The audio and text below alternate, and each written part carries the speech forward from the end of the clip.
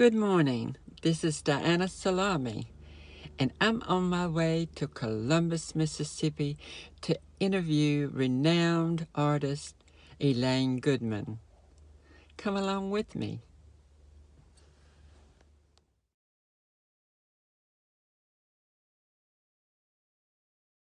Well, good morning, Elayne, and thank you for inviting us into your studio. How are you doing today? I feel real good today. Well, that's great. Can you tell us what kind of projects you're working on right now? I've been pretty busy lately with commissions that mostly are collages and things like that. I haven't been accomplishing quite as much as I would like to. I don't have quite the time and opportunity that I have had in the past, but in general, I buy things that are recycled materials and I put them together into something that I hope is an improvement over what they once were. I really enjoy it, and then I paint them up with loud colors. I say that I have high content and high color in all the things that I put together. Well, where is your artwork displayed at? Where is it galleried? I show with the Attic Gallery in Vicksburg. That's the oldest continuous gallery in Mississippi. I've been there over 40 years, I believe, with them. And I sell some things in the gift shop at the Kentucky Museum in Tuscaloosa and with our local art center. And other than that, people mainly come to my studio to visit. Great. In the past, I have shown with gallery in Atlanta, and while I was showing there, they opened a gallery in New York City, and it was a street level gallery. I got a lot of good publicity out of that. That's where I had a piece photographed that was published in Rolling Stone, and I showed for a long time with some galleries over on the east coast of Carolina, Savannah area. I showed with them a long time. I can't produce enough stuff to show with any more things than I'm doing, though, at the minute. What's the average time that it takes for you to work on an art piece? Most things I can do in 2 to 3 days, but if I get up one morning and I don't want to work on that piece today, I don't, because I feel like that's forcing it. I'll do something else till I want to come back to that piece. And I have spent as much as 2 years before I got something finished the way that I really wanted it, but most of them are in a few days duration. What kind of projects are you working on today? I painted a rooster this morning. And I had a client to pick up a mirror that I fixed for her. She wanted it covered in pennies, so things like that. Where did you grow up, Elayne? I was born in Lowndes County, and I've lived on this road, born on this road, lived on this road about 98% of my life. My dad lived every day of his life on this road till he went to the nursing home. We lived briefly in Memphis a couple of years and in Atlanta for a couple of years, but mainly I've lived on this road. Didn't you teach art? I'm happy to show anybody how to do anything I do that they want to do, and I've done some workshops and classes, but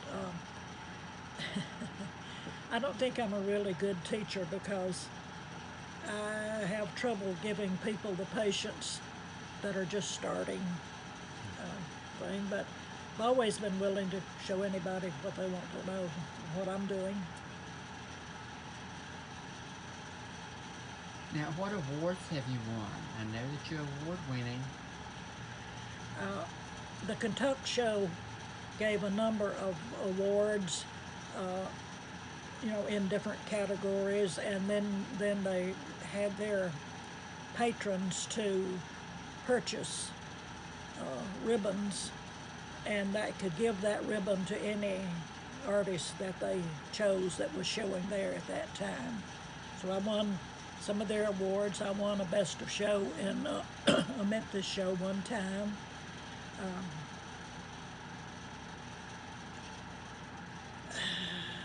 Continue to talk. I'm going to do your ribbons now. I can't remember Continue to talk. what else I have. Those ladies then took some of those pieces outside and made slides, and they sent them to a gallery in Atlanta and asked them to give me an opportunity. It was quite some time before we heard from them, but when they called, they named one piece in particular that they wanted to see. It was a bookcase with 3 shelves, just little, have to sit on a table or something. And all I did was try to see how many things I could put in there. That's what they mainly wanted to see. So we slipped over to Atlanta, and my son was with me. We discovered very quickly that the elevators were too small for us in the art. We had to go up the escalators, and we created a real sensation in Phipps Plaza. So we get up to where the gallery is on the 2nd floor, and these ladies rushed out of their gallery, and they rushed up to him with this piece, and they began to talk about how wonderful it was, and my son is standing there struggling, and I finally said, "Can he set that down somewhere?" They said, "Oh, just put it in the floor." They got down in the floor, and they began to talk about all the love they could see in it. And I thought, how did I ever come to this point in my life? I had no idea how to deal with them. I don't know if they had any idea how to deal with me. But we went off somewhere and ate lunch, and we came back. They took the things that I brought over. They had put some of my pieces in their showcase right by Howard Finster's pieces, and I was really blown away with that. He was really the top folk artist at the time. So one of the pieces, they said, they called a lady's name and said, when she comes in, she'll buy this piece. And so she said, "You price this piece, and then after that, I'll know how to price them." Well, since we had to take it to Atlanta, I said, "What about $400? That would include their commission." She said, "Oh, no." And I thought, well, I've finished this off in high style. She said, "I'll get 1,000 for you and 1,000 for me." And my brain just kind of grew an icicle, and I said, well, and I thought, I didn't say, just go ahead and do that. So a couple of weeks later, they called and said, "She came in and she bought it. We knew she would." Well, that made me decide that that probably was not going to be in the next yard sale. And so I was able at that point to start selling things. It was very hard because I really had not made any of these things to sell to anybody. So that was my first big experience with the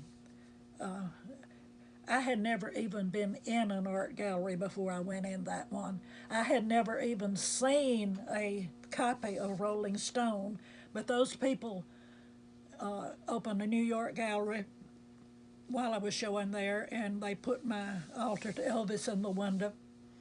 And the 3rd day, Rolling Stone photographed it and ran it. And at that time, Rolling Stone was printed in 17 languages. So that was a real eye-opening and off-the-wall experience. I still don't believe it sometimes.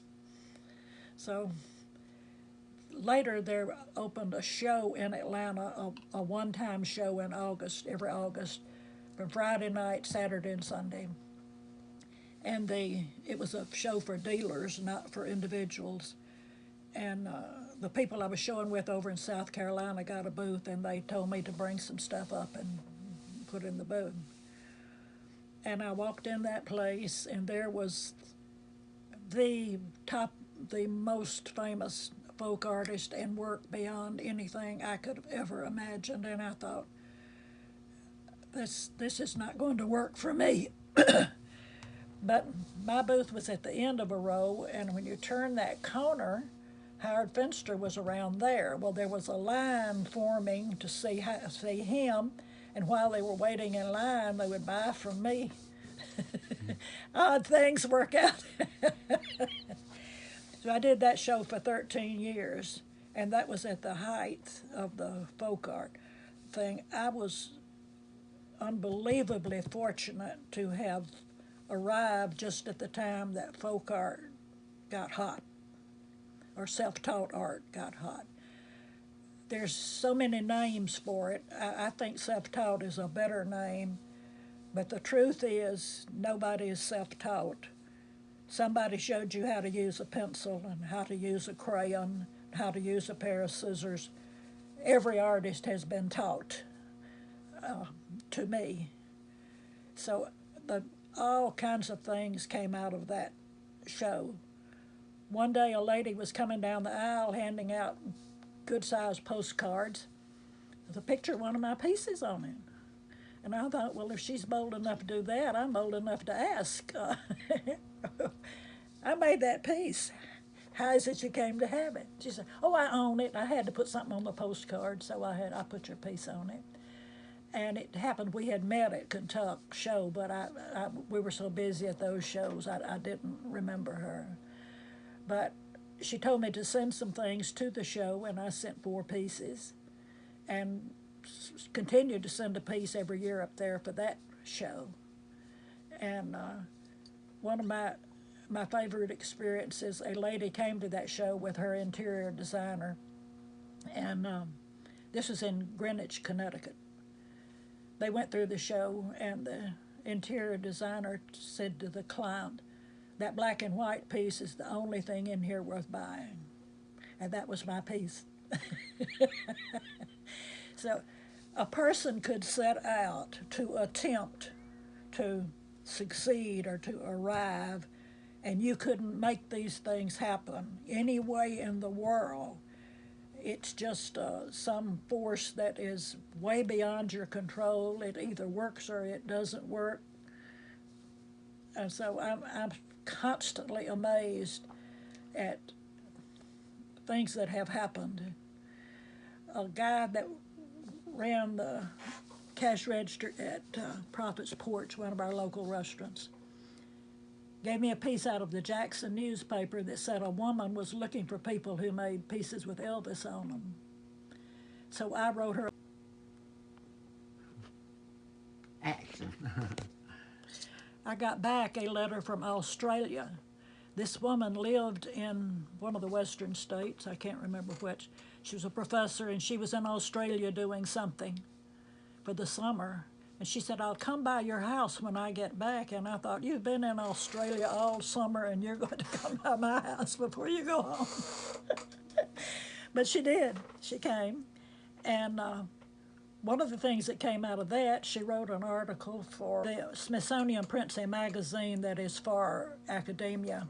It's not the one we buy on the stands. But she wrote an article for it, a lovely full-colored spread, and about my Elvis altar in particular. Someone at Kohler Manufacturing Company, I believe that's in Minnesota, saw that. They called me, and they wanted to use that piece in a show they were going to have of shrines. They sent a truck down for it. We were just bowled over with how this worked. And they sent a truck to bring it back when it was over.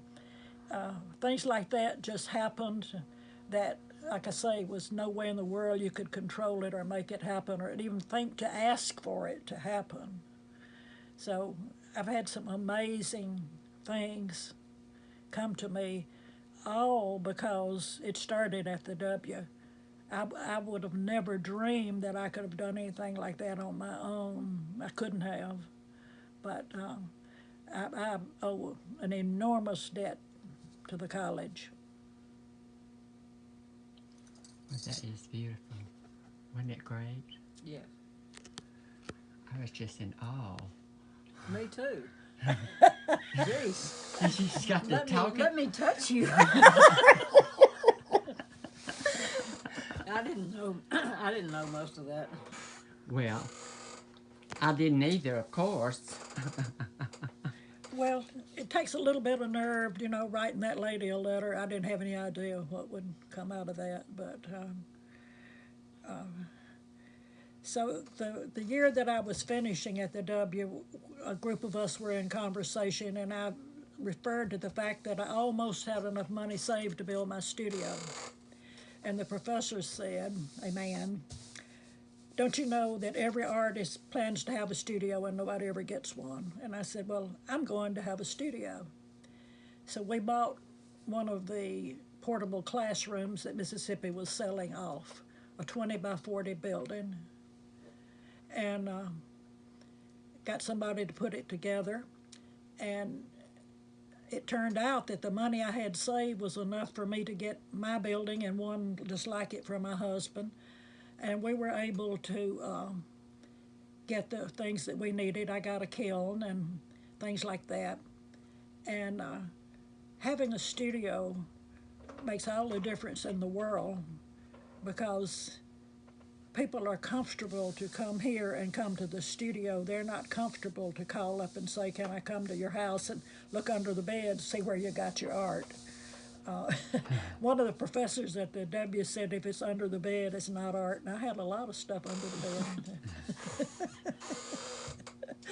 bed. So my first studio was down the hill from my house, and eventually I was forced to add one on that was joined to the house because I'm too old to go up and down the hill all the time. And this is before cell phones. I didn't have a phone down there. I didn't have water down there and so forth. So this is the absolute dream of any artist of any sort, to have a room to put all your stuff. You don't have to clean it up if you don't want to. You can just do your thing.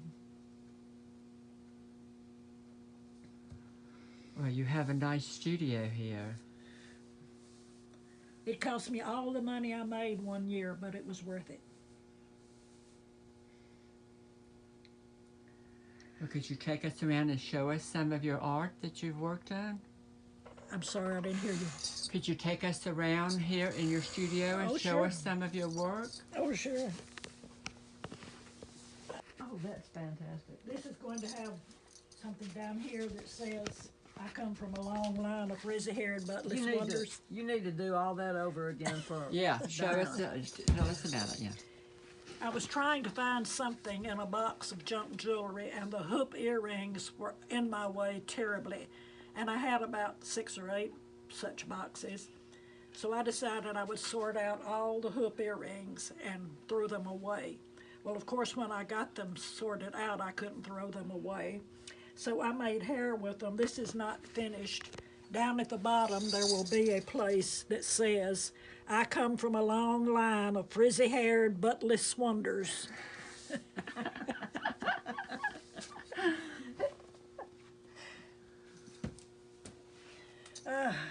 All the rest of this stuff's not finished, so we'll go over here where something's finished.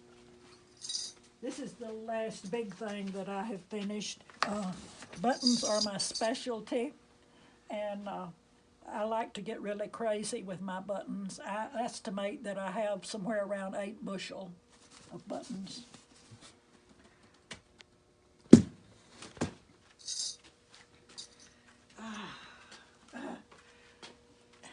I had a gallery here Sunday, and they cleaned this place out.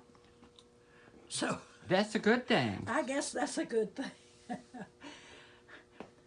I vary from needlework, collage, old things that are put together, new things that are put together. I do a lot of post because a lot of people say I've got my walls full, but they don't have their floor full, so I do a lot of post.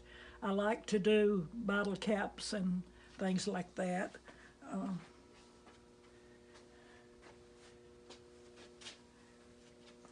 I see you're an Elvis fan.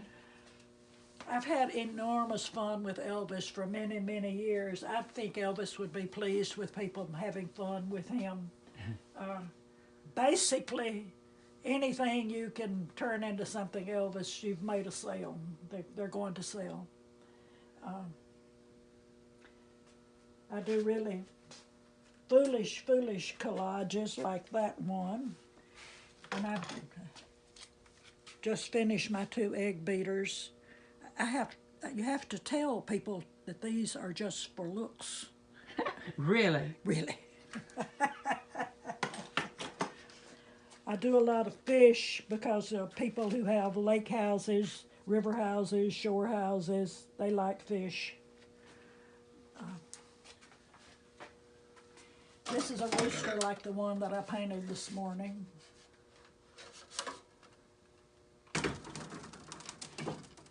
This was a toy meant for a baby, and when you turned it, it made the most horrible racket. I'm sure it scared the babies. Anyway, I got that stuff out, and then I changed it. And this is about love. This is you're magnificent on Monday, you're terrific on Tuesday, you're wonderful on Wednesday, you are tops on Thursday and Friday. The little things like people like interactive things. And I do a lot of things with the theme of love. She weighs 27 pounds. These are metal buttons strung on rather heavy wire and wrapped around an So all of armature. these things here are buttons. Yes. Oh my goodness. Some lady was here wanted me to change the shape of her mouth. I may do that eventually. This is made with pencils. Pencils. Mm-hmm.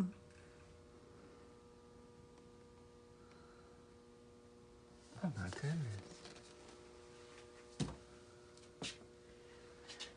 goodness. I like to do seashell things from time to time. All right. See if I can get it right here.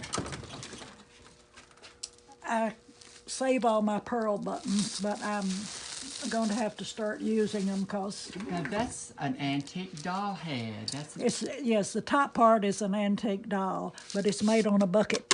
a bucket. Mm-hmm. And this is a pearl rosary. So I do a few projects with, this is the only one I've ever done to sell. The others I've done for myself. That is fabulous. My sister brought me a bunch of Barbie dolls to challenge me, so this is one of the pieces I made with, I plastered them, so this is plastered Barbies. Plastered Barbies. In a good way plastered. Right. I'm probably the only one in the world that does this. This piece was all white, and I liked it like that, but that's not an easy thing to sell, so I decided I would paint it so it's no longer white. Now what is this made out of? Beads. Beads. All those little, had lots of little bitty tiny beads that I wasn't going to string, so I just glued them down. Oh my goodness. Buttons and beads. Isn't that beautiful? It is.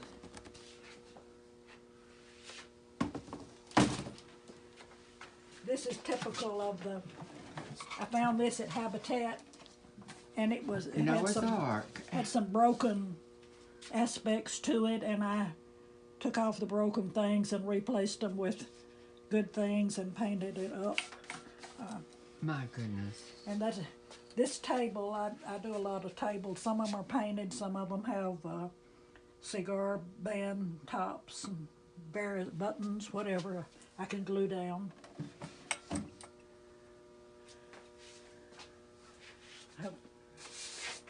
Elvis. There's Elvis again. Yeah, 3 of them.